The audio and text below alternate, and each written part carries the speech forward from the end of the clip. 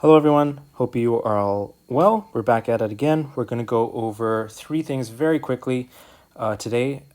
First is the selecting all columns function. Second is getting unique results. And third is using this as function, which helps you rename columns from expressions. So first and foremost, when you want to select all of the columns in a particular database, you just use an asterisk when doing so, and that lets you pull all of them in as opposed to just typing in first name,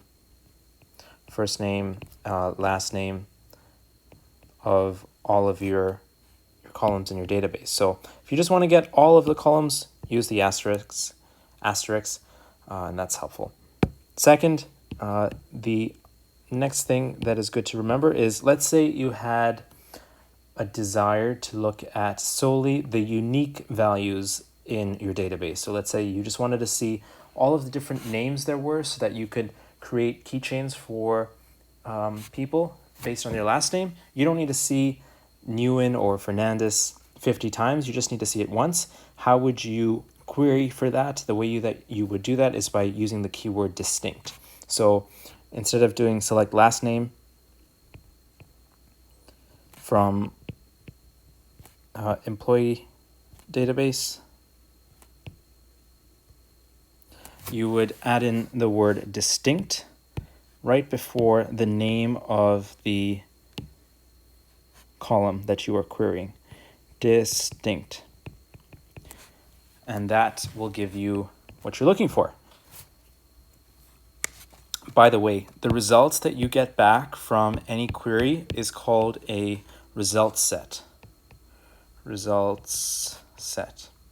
It's good to know the precise wording used because that shows your mastery, and it's also helpful for troubleshooting if you can point to what it is that you were expecting. So that's what the result set is called. I'll do two other things actually. The third thing that we'll go over is concatenation. And this is where you can combine multiple columns together or character string literals to create new stuff.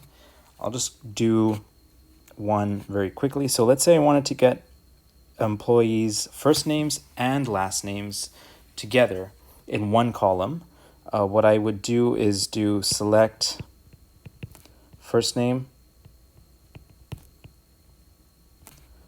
and last name from employee data.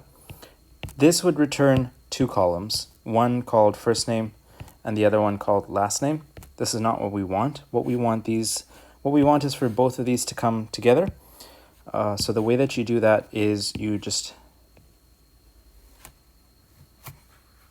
sorry, there's a mosquito hunting me.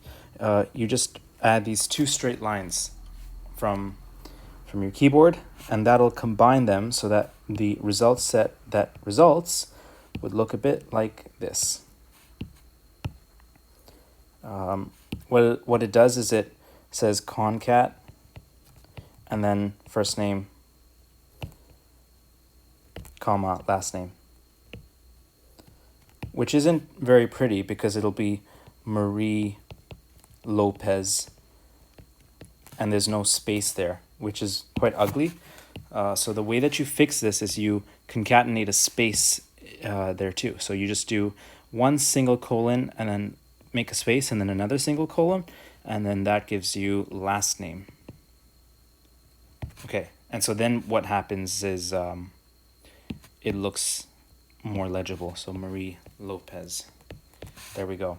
So that's how you do concatenation basically. The last thing that we'll go over is this as function, and this helps you label columns so that they are more legible as well.